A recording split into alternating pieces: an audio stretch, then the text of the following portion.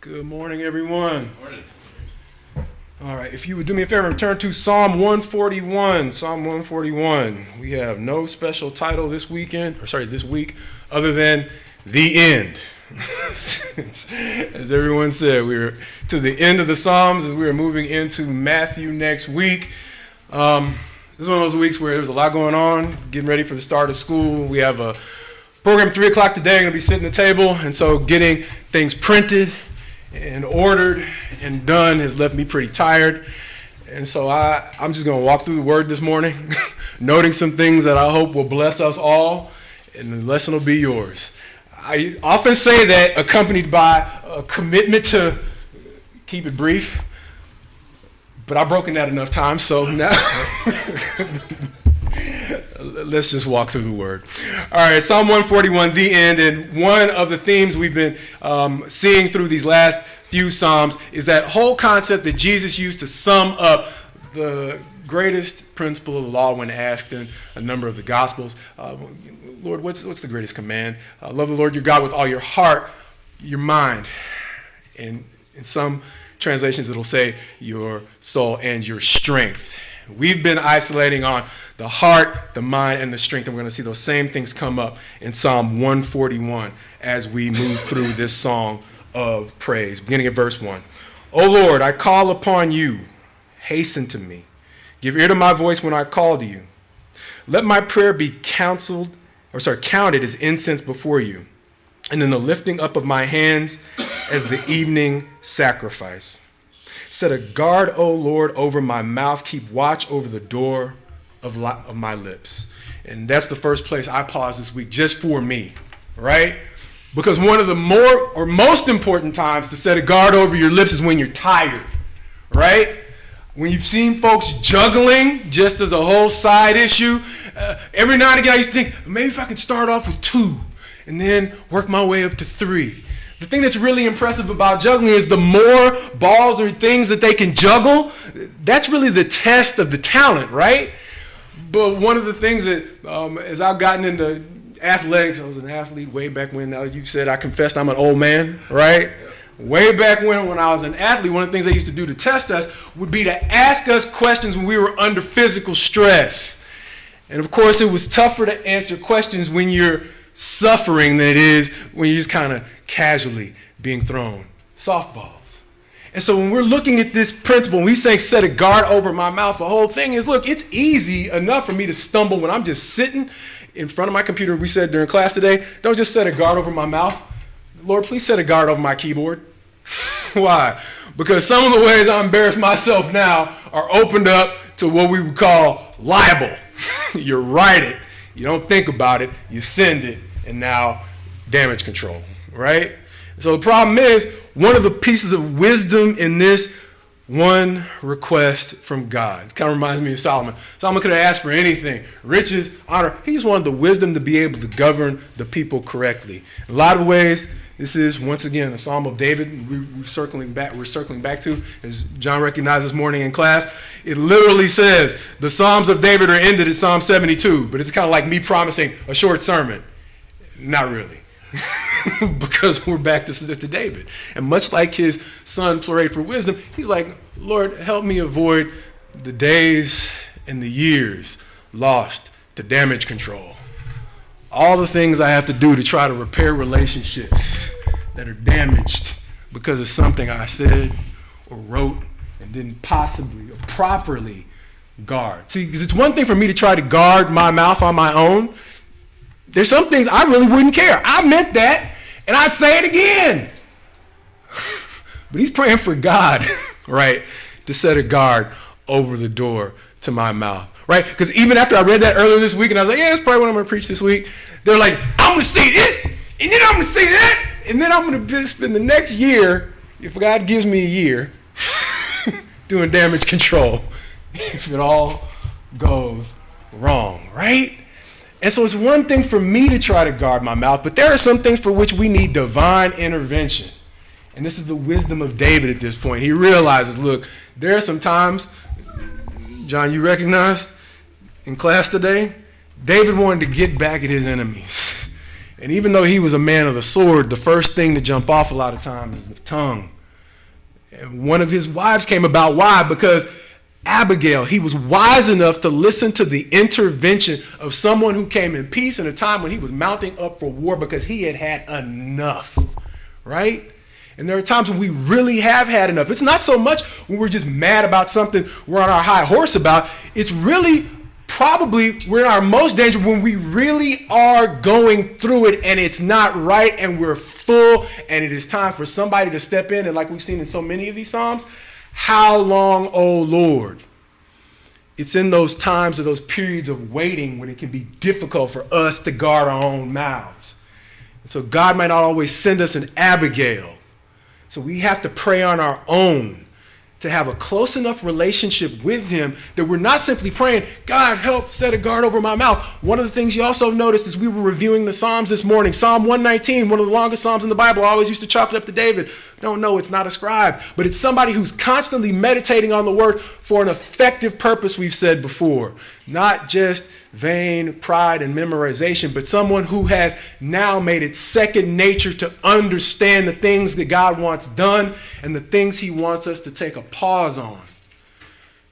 And so it's not just asking God to do it for us. It's putting in the work when we are in a calm state of mind to understand who he is and how he thinks insofar as he's revealed it to us so that we can be disciplined or grow in discipline. So even though as we recognize, yes, God, I need you to set a guard over my mouth. Part of maturity is more and more being able to guard it ourselves and less having to appeal to him, even though there should never be a time that we are living on this plane where we stop praying to him altogether.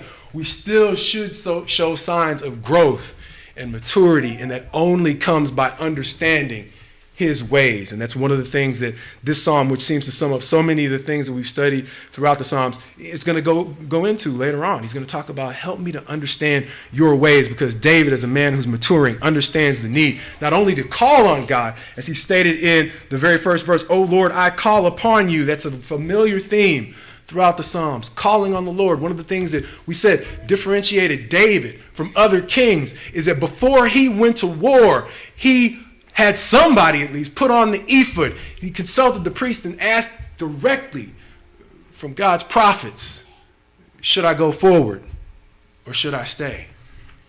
And so as God's general, who do you think would be more suited to just say, let's go, other than the guy who killed Goliath? But the guy who killed Goliath knew how to keep consulting God. Because as we studied before, it wasn't long before David went from his victory to Goliath's whole camp. You think you're tough now, David? Fight everybody. Right? Good luck. And so it's just like Jesus when he did some of his greatest miracles early on in John chapter 2. And the crowd started to believe. I remember there are times when I read that story and I'd be like, I'd get a lot of encouragement because it seemed like I go from a victory straight to put my foot in my mouth. Ow. Right? And sometimes it's just me messing up. But sometimes Jesus, even himself, he's like, wait a minute, I don't want this crowd to get too big on false pretenses. I don't want them to think I'm something I'm not.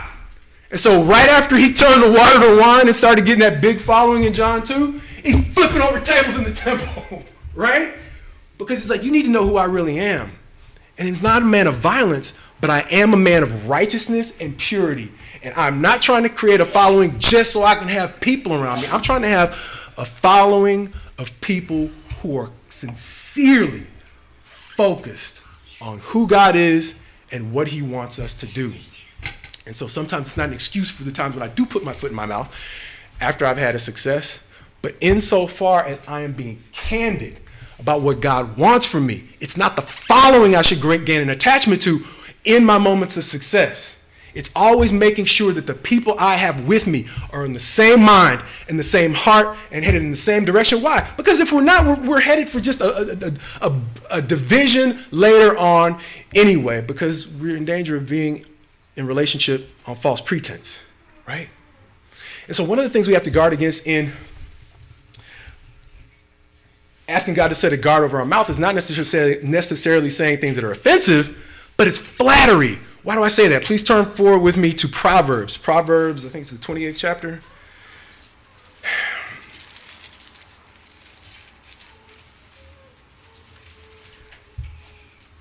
And beginning in verse 23, we're going to see in chapters 28 and 29 a number of wise sayings. Most of these are attributed to Solomon, David's son, about guarding our lips and the types of ways in which we need to guard our lips. And the first one isn't saying something offensive. It's drawing a distinction between truth and flattery. Verse 23 of Proverbs 28. Whoever rebukes a man will afterward find more favor than he who flatters with his tongue. And reviewing the sermons as we're putting them online, one of my most embarrassing moments from all those sermons, all the flubs I've made and all the things I'm like, ooh, that's not right, was like a couple weeks ago. I was just trying to tell too many jokes, trying to be too funny, right? And for what? Because I want to be just like everybody else, right? I don't want people to think I'm being too heavy or trying to say too many of the things that just make people kind of down. So I want to be funny, but sometimes you just sound goofy. And you need to just tell the truth, even though you need to always do it in love, right? And so as I was reviewing all the sermons we were putting up to this point, the one I was most embarrassed about was the one where I was just telling jokes. So forgive me for that, right? Because we all need to hear the truth, even if it's not something we want to necessarily hear. I stumble in that way as well. And so when I saw that passage this week, that's what I thought about. It wasn't always putting my foot in my mouth, saying the wrong thing. Sometimes it's just trying to be too nice when it's not genuine. Down in verse 11 of chapter 29, a fool gives full vent to his spirit, but a wise man quietly holds it back. If we could take one passage and just make that the easy answer, it'd be easy, right? But no, there is wisdom in trying to withhold everything that's on my heart. Once again, that distinction between mouth, physical tool, and heart, what motivates the speech. We talked about Matthew 12, how it's a reflection of a day that's coming where God is going to bring us into judgment for, it says, every careless word. Why? Because from the abundance of the heart, Jesus said, the mouth speaks. And what we hold on our heart, even if it comes through in just a simple phrase that I let go. Sometimes it's just a stumble and it doesn't really represent what's on my heart, but sometimes it comes into judgment because it is simply the overflow of things I've been meditating on improperly. And so one of the reasons why it's so careful to ask God to set a guard over my lips is because my lips are betraying what's actually been on my heart when it's not simply a mistake. God forgives. There's mercy. Thank God for that. Because James says, who can tame the tongue? We talked about that before, right? If you can tame the tongue, you're a perfect person. Good luck with that. Perfection comes in Christ. But until then, it says we're probably going to stumble in many ways. So there are times when we stumble. So you don't have to be overwhelmed with guilt when you make a mistake. But don't give yourself a pass in the things that you say and simply say, well, my heart's no. As David prayed to God, search me and try me. See if there be any unrighteous or wicked way in me. Why? Just so I can show everybody how right? No, so you can clean me. Because as we talked about in the review this morning, ultimately what happens is we're going to have to see him as Joshua saw the captain of the army of the Lord. Are you with us? Are you with them who we're going to war with? No. I'm the captain of the army of the Lord. And the same sword that is with you today is going to be against you in judgment a few chapters later. Because God stands for righteousness. Then throw in a jersey, right? And pick teams. His team's already set, and the question is whether or not we're on it. And so just like that, David, many of these Psalms have to do with the fact that he knows, God, help me understand what the real standard is, because we talked about the whole concept of power, like you talked about, right? We're in a blessed country, but we have to be responsible the way we deal with it. A few weeks back, we talked about what it's like being on the mission field, how you can be in a completely American bubble in a foreign country, never truly experiencing the foreign country. Why? Because American dollars carry weight. And people are willing to make a little slice of America out of their culture for you to experience. We said where I was, they call Malawi Africa for beginners, right? Because mostly everybody speaks English. It was formerly British colony. You don't have to really get out of your comfort zone very much. And by the time you've left, you've probably not experienced very much that's actually Malawian, right? And so we can do that. But there is coming a day where God doesn't move his standards for anyone. And that's what we talked about. David was fully in appreciation of that. Even though I am the king and now I'm no longer the shepherd boy that everybody's ignoring, That's also another danger. Why? Because even Solomon notices sometimes the earth trembles before a slave who has been made king. And I can tell you, when you've been looked down upon and then you are given a position of authority, it can be difficult to deal with the temptation to seek retribution, right? Now that the tables are turned, when we say David was a man after God's own heart, one of the things that's great is seeing how forgiving David was. After the way you read that he was treated early on in his life, that's a great indication of what his character was really about. Because it's not always easy when the tables are turned to just move on in a healthy way and let go. And so that's what we're seeing. We're seeing the need to find balance, because God knows, or David says, David knows that God has one standard, and there's coming a day when his kingdom is coming to an end, meaning David's kingdom is coming to an end, and he's going to have to see the God whose kingdom has no end, and his influence, the influence he's gotten now that he's king, is going to come to an end. So he's like, God, just make me familiar with what the standard actually is, so that in the right times, I'm not too tempted to be flattering, and then I'm not too tempted to simply give vent to my spirit because I'm in control now, right? Help me find the proper balance. We'll see something a little bit more like that down in verse 20 of chapter 29. Do you see a man who is hasty in his words? There is more hope for a fool than for him. Some of these passages simply preach themselves. And then down in, actually I forgot, also in chapter 30, this one talks about the relationship of our words to our relationship with God. Beginning at verse 5 of chapter 30, every word of God proves true. He is a shield to those who take refuge in him. Do not add to his words, lest he rebuke you and you be found a liar. And so as I'm going back through my sermons right now, I'm like, oops, right? And for the most part, God willing, I try to preach in a style that just keeps it close to the word. And so even though I tell stories and go off on tangents, hopefully those tangents are actually a true representation of what God is trying to get across, because if not, it's going to get exposed, right? And I guarantee you, as you start to put things up online, we are now in cancel culture. And so as people get to hear, if they got a problem with something you said, it'll end up in the comment section somewhere, I'm sure, right? So just get ready for it. Because at some point you just realize you're not going to say everything right? Necessarily, or you're hopefully in a mindset where, as we talked about earlier in the Psalms, I keep saying that because we're reviewing a little bit. Hopefully I've gotten my mind in a set where I am critical enough of myself that I am ready for the legitimate criticism. And I'm able to filter the unhealthy heckling or trolling or whatever else goes on, right? Because you need balance. You can't filter everything or you don't grow, right? We talk about... Sometimes we talk about the generation gap. We're too heavy on the certificate culture. Everybody gets a participation certificate. Well, don't make fun of the kids who grew up on participation certificates, because somebody had to raise them, right? We raised them. Right? They didn't make that culture themselves. We did that.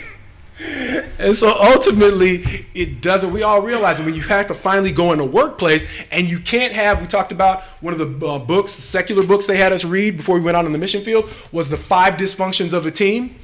And one of the reasons why that secular book ended up in a Christian institution helping to train its missionaries is because they were like, one of the fundamental things that helps either make or break a team is a lack of candor. And if you're in an environment where you can't have honest criticism and exchange, that situation, company, church, whatever, is on the clock. Because if you can't speak honestly to one another, it's just fraud. And it's not going to last very long. Or if it is, it's only going to grow on false pretenses. And so we can't just always be telling each other everything we think right off the right, because that's what he's saying. Be wise. You don't just say everything that comes to your mind. But you pray for the right way for God to not only set a guard over your mouth to avoid being offensive, but not to flatter so much that the organization doesn't grow in healthy ways.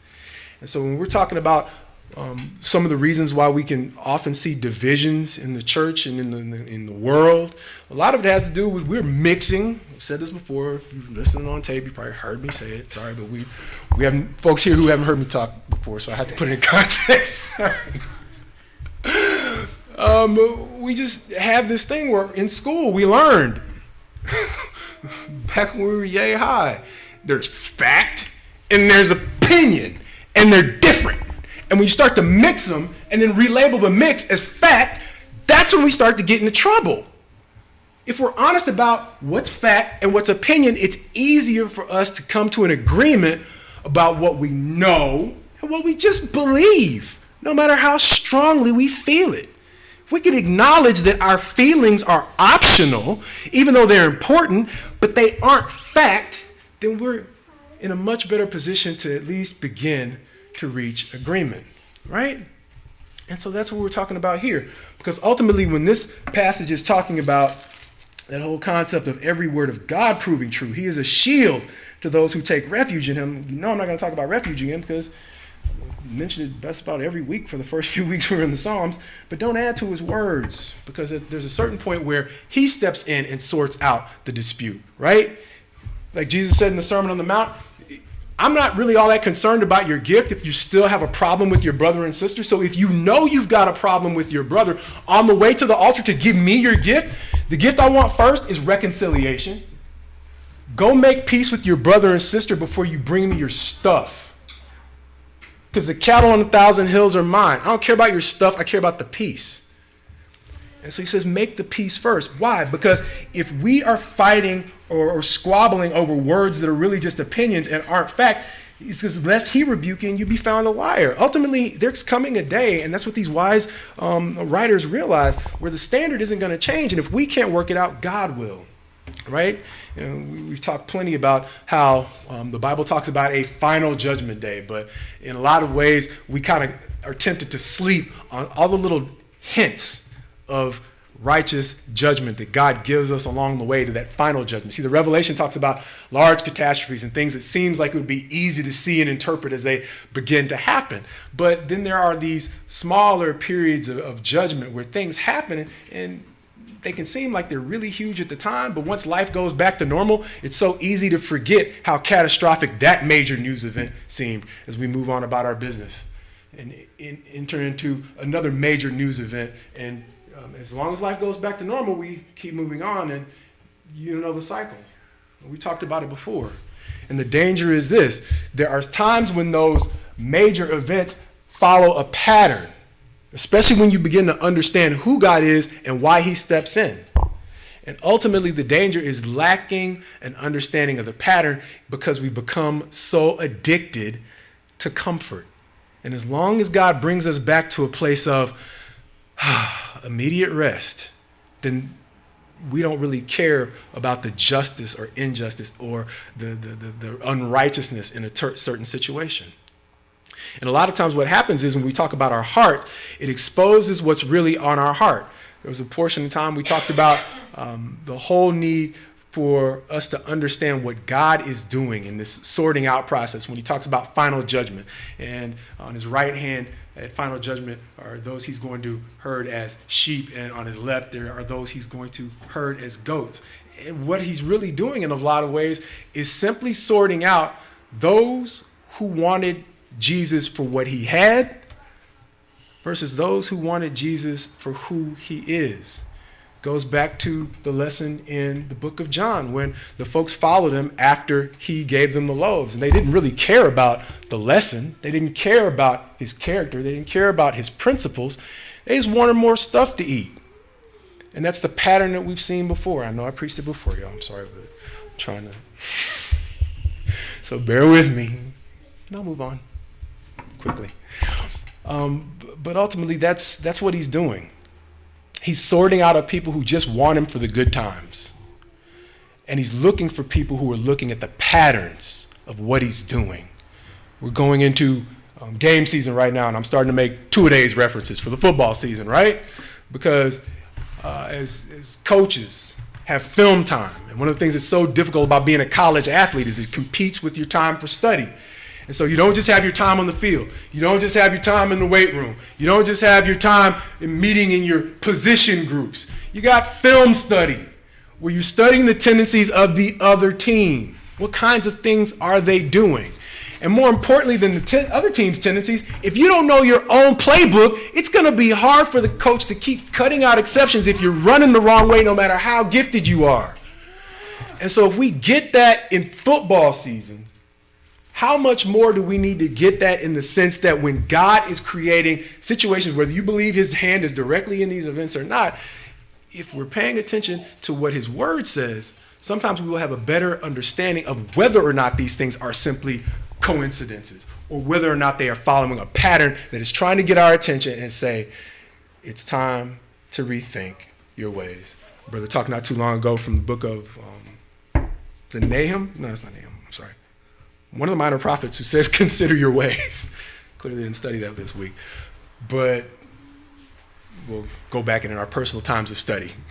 Look at the minor prophet who said, consider your ways, because that's so much of what he's saying here. But as I move back in the Proverbs, please do me a favor and turn back to chapter 23, because that's going to lead us back to Psalm 141.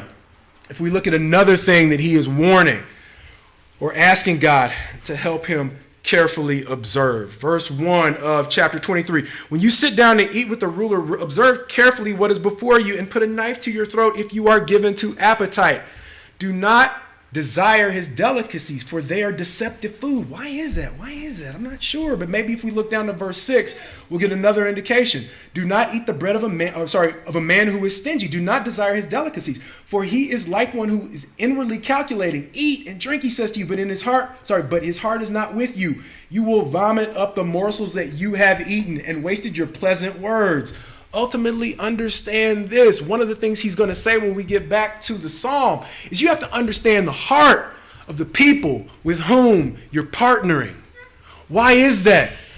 Common example from a lot of in the social media era, a lot of the channels that have become popular on YouTube have been, one's called Lockdown 23-1. It's by an ex-con who spent some time in Virginia State prison system. Another is Fresh Out, Life After the Penitentiary. And one of the things they talk about is when you have people who are trying to help you in this place where it can be quite frightening to realize that however tough you were on your block, you were probably not the toughest person in this cell block. You have to sort between people who are genuinely trying to help you out and people who are offering stuff to you because they are creating a debt. Because that honey bun might mean something completely different than just, oh, welcome to Camp Penitentiary, right? And so that's the wisdom of this verse. What he's saying is you have to understand the motive of the giver before you take that gift, right? Because if we simply go into relationships hoping for the best, hope is not always enough. And that's what he's saying here. You have to understand the relationships you're getting into. If you're going into a place where some of the young folks are coming into a new environment in school, there is a time, I remember going back to my school days where, I survived.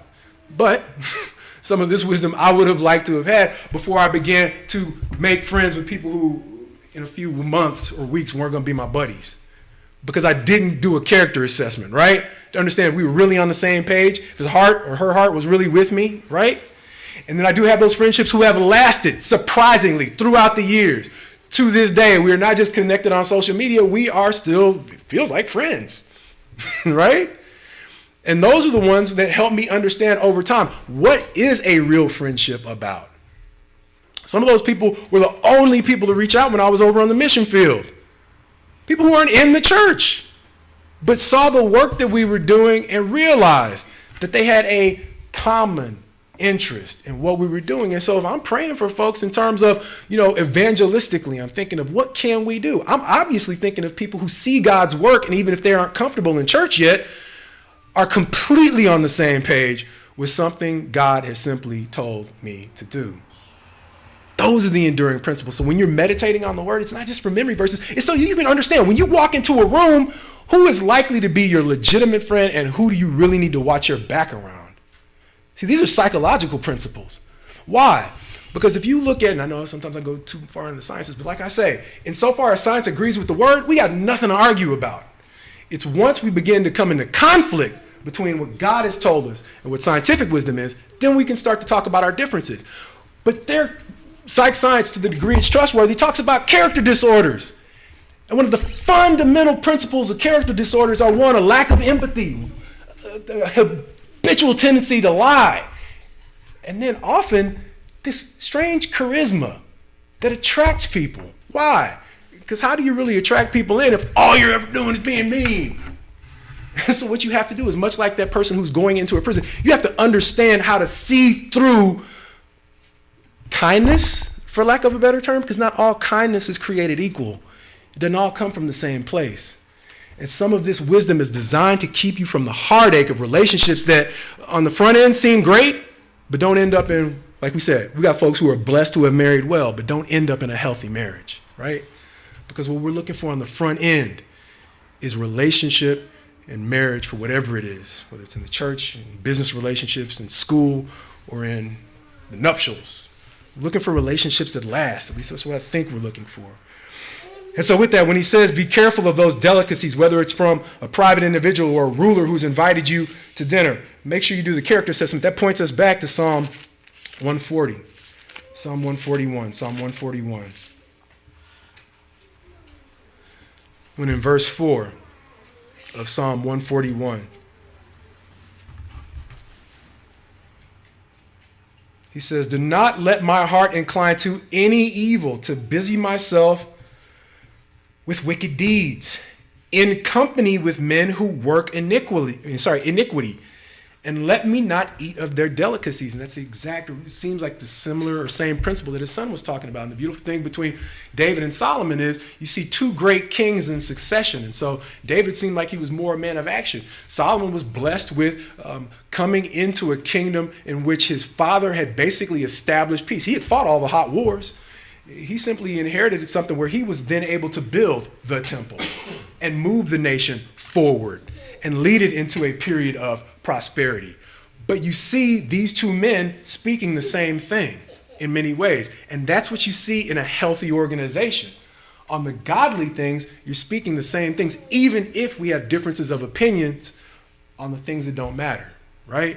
And so you're seeing a father who, even though he had hot wars to fight, and he spent much time on the battlefield, even though much of what happened in his family speaks of retribution for his sins, there was at least one son that he had who got it, and who eventually he was able to pass the baton to. And that son was able to take care of the kingdom, even though he had his own mistakes, and his sons would suffer for those mistakes. He was able to build on the foundation his dad laid. And so we see these men speaking the same wisdom in many ways. But as David goes on in verse 5, let a righteous man strike me. It is kindness. Let him rebuke me. It is oil for my head. Let my head not refuse it. And now we're getting into that distinction between body, your heart, body, and your mind, because we talked about it before. I don't want to refuse a rebuke that helps me fill my heart with the proper things. Because to the degree I'm allowing my mind to drift into places that are simply leading me towards a divided heart, I'm not only failing to reach my potential or filling my heart with the things that will guide me purely in healthy directions, I'm going back to that place like we said. God helps steer me away from the places where I got to do damage control, right? And whether or not I follow the path that leads to damage control a lot of times has a lot to do with whether or not I can listen to folks who are trying to help redirect my focus to purify my walk, my focus, my view, my ways, whatever you want to say, right? Like we say, it doesn't start on game day. Those guys don't show up right before the first game like, Coach, we're here, blue chip. No, they show up early to get ready so they can fill their minds and their hearts with the kinds of things they need to be able to play. Understand, Paul draws on sports analogies as well. And this is one where we have to make sure that we are listening to those around us who might have a different perspective on things, who can help guide us back into places where we're getting healthy information with which to fill our hearts. That goes back to the Psalms as well. I shouldn't flip forward, but stay where you're at, because I'll just read a few of the verses that talk about how a wise person responds to rebuke. One of the verses that was specifically referenced, at least on Logos, to this passage was Proverbs 9:8. Do not reprove a scoffer or he will hate you. Reprove a wise man and he will love you. And that seems to be what David is talking about here. Proverbs 10, verse 8. The wise of heart will receive commandments, but a babbling fool will come to ruin. Proverbs 11, verse 2. When pride comes, then comes disgrace, but with the humble is wisdom. Skipping down to Proverbs 13:1. A wise son hears his father's instructions, but a scoffer does not listen to rebuke. Proverbs 14, verse 6, a scoffer seeks wisdom in vain, but knowledge is easy for a man of understanding. And we'll finish up, even though there are many more. Proverbs 15:2, a scoffer does not like to be reproved. He will not go to the wise. And that was Proverbs 15:12. And understand how all those things, once again, those are words, sayings that are typically attributed to Solomon. It's David's kid. But once again, we see them on the same page as we go back to where we're at in Psalm 141, a psalm attributed to David. Because like they say, I'd rather see a sermon than hear a sermon any day of the week. I hear what you say, but I see what you do. Cliches that become cliche for a reason, because even if they become old sayings, there's a truth in them that helped them catch on in the first place. And so ultimately, when David isn't simply giving the wisdom, Solomon is the one who's more giving a detached perspective. David is saying, I'm willing to suffer the pain of being told I did it wrong when I want to hear I got it right, attaboy, or whatever praise you can fill in the blank, right? See, because it's easier for me to take rebuke when my mind is conditioned for it. If I know I've screwed up, I've reviewed the sermons already, and I'm like, then I might be a little bit more ready to take criticism. Oh, but don't get me on one of those weeks where I like that one, right? Because it's going to be a little bit harder for me to hear you. But God is saying, David is saying to God, I sometimes hold David up as an idol. Pray for me. Right? David is saying to God, help me have the kind of character that really, we don't talk about manhood a lot anymore. Sometimes we talk about manhood too much in the sense of how tough am I? But sometimes how tough am I is reflected in how well I take criticism, right? And whether I can take it. And it says, be ready in season and out of season. Sometimes manhood is showing that I can take the criticism in any season, even if it takes me a while to wince and then come back to you with and I appreciate it, right? You gotta have the filter, right? Because there are people out there, like we said, we're in the age of trolls. And trolling abounds. Trolls are not your friend. Trolls are out to hurt you. But the danger in trolling is you don't want to allow trolls to put your walls up so high that your friends can't get in. And so one of the reasons why it's so important to effectively sort trolls from friends is you need the pain. Faithful are the wounds of a friend. Profuse are the kisses of an enemy.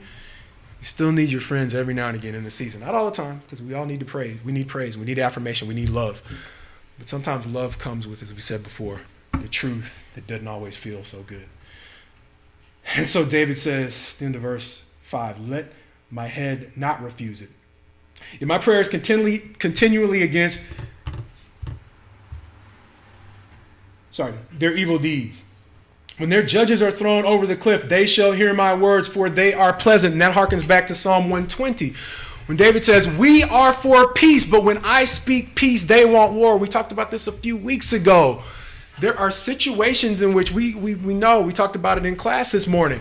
We can look at crack and meth and opioids and shake our finger and be like, oh, that's such a shame that people are caught up in those addictions.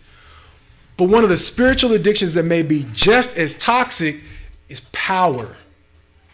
And there are times in this in this life when one of the other places where the psych sciences line up with the Bible is in those character disorders. Power prevents hearing or listening or processing what's been heard, because there are we're living in a society where more and more people can't hear you unless they're feeling your pain. And because less and less we have natural empathy for someone else's suffering, it's not until someone's actually bumped their heads that they're willing to listen. They'll watch you suffer all day and couldn't care less until they actually have to feel it too. And that's what David is saying here. They know David's reputation. By now he's killed Goliath. God has given him many a victory in war. But there are still people who are going to have to learn the hard way. No matter how much this man of war is speaking peace, they're like, bet you won't come here and do it. Okay, right? And that's just the way it is. If it was that way in David's day, it's even worse now. And so what he's saying is, please, when the terms of peace are extended, learn how to evaluate, like God said, the cost of discipleship.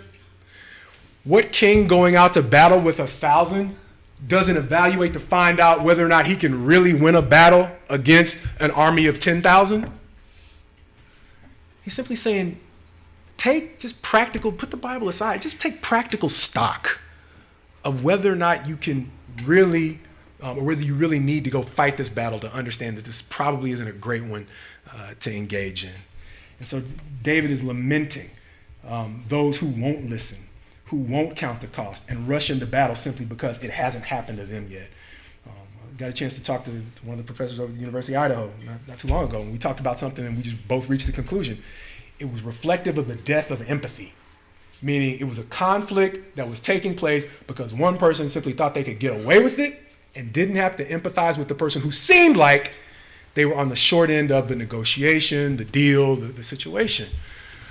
But we're looking at a time now where whatever your political slant is, I'm saying that far too often now, but we're in a period in Afghanistan, right?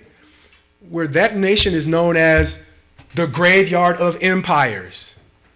And so the UK went in, and one of the reasons why you have so many of the ethnic conflicts in Afghanistan is they drew artificial boundaries around the country, trying to control it, but they weren't able to. So they had to get out, and they left it with these artificial groupings of people who aren't really all that similar. And so then the USSR comes in, and they're like, we got it. But it's been called the graveyard of empires for a long time. And then now we're dealing with the period in our history where we're scratching our heads. Because no matter how powerful we are, God uses the weak things of this world to send a message to the mighty. Jesus said it more than 1,000 years ago. It still holds true. So whatever way we want to point the fingers about what happened in Afghanistan, if we're really taking the lesson that we all share together, as our brother said before, we have a nation that has much, but we also have a great deal of responsibility with the much we have. If we're really wise, we're all taking a lesson from what happened in Afghanistan, and we're putting on pause the temptation to simply point fingers, because that war happened over 4 presidents of 2 completely opposite, right, political backgrounds. But we all share in that L, right? And one half of America that won that war, and then the other half that lost. No. Everybody shares in that one.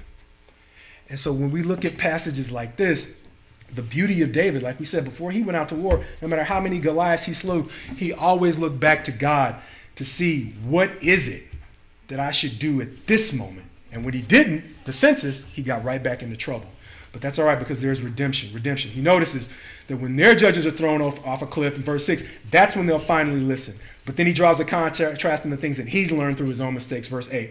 But my eyes are toward you, God, my Lord. In you I seek refuge. Leave me not defenseless. Keep me from the trap that they have laid for me, and from the snares of evildoers. Let the wicked fall into their own nets while I pass by safely. And with that, we're going to close, because once again, this is literally the longest sermon I've preached since I've been here. I apologize. It's a problem when I keep time as I go. But if you take anything with you, as we have students who are going into school, hopefully you have a blast, whether you're coming back for your second year, you're starting your first year, or you're starting a new job. School should be fun, but there are realities with it. And so when things become a little bit difficult and some of those relationships haven't panned out the way you would want them to, understand the wisdom in what David is saying here. It's something that goes back to the very beginning of the Psalms when he says, I don't have to seek revenge, right? The one time you really saw David seeking it, God sent an intervention, as we said, in the way of Abigail. Why? Because it's like we said, like I'm an old man out there playing with those young guys on the basketball court. One of the reasons why I work on my game is the last thing I ever want to hear is self-check. Because we said self-check is we want that guy shooting. He's our best defense. Don't guard him. And make sure you didn't pass it to that guy, because that guy can actually shoot. And so there are times when your relationships go awry. When they work out, boom, it's great. But But one of the reasons why this wise man is saying don't get caught up in vengeance is that people who get in the habit of doing wrong are a self-check. And the only way to see that sometimes is through patience. And early on, what happens in the Psalms, when David is in those periods, we said the Psalms divide up. Most of the first 4 books are about him lamenting and being in mourning and wondering why and how long. But finally, he reaches that period. And understand the breakdown. Only 20% of the Psalms are times when we're praising and like, oh, we finally see. Most of it's waiting and learning how to endure difficult times. And so part of the ways we don't waste our effort in the difficult times is by getting tied up in the need for revenge, by revenge against people who are self-destructing anyway. And so that's one of the things that if I could go back and say from my lessons from this time of life, there are people who are going to do you wrong, they're going to stab you in the back, you're not going to be able to trust their word. But if you keep taking stock of that, Hebrews, do not let any root of bitterness spring up, because by it many are defiled, right? Sometimes the need to just wait, even though you want to see it happen to them right away, is you being able to have the peace of mind to be not just holier than thou, Halo. No, it's so you can focus on being excellent. Because I can tell you, looking back on life, one of the things that I'm sure folks will tell you, one of the things they'll typically use against you at your high school reunion, your college reunion, your post-grad reunion, is where you ended up. And if you don't want to have to hang your head at those reunions, you don't get distracted with vengeance when you can just be excellent, right? Because you don't see it right away. But part of what happens when you get stuck on trying to get back at them is you aren't focused on being who God is trying to make you. And that's the difference. God wants everybody to win. People who are just out to try to make you feel miserable because they're unhappy, they're not on that plan. And it shows up at the reunions. Not always. But when you're giving forgiveness, it's not just so you can be extra holy. It's so you can focus on what you need to really be doing. And so with that, hopefully, I preached too long, and I was way too preachy.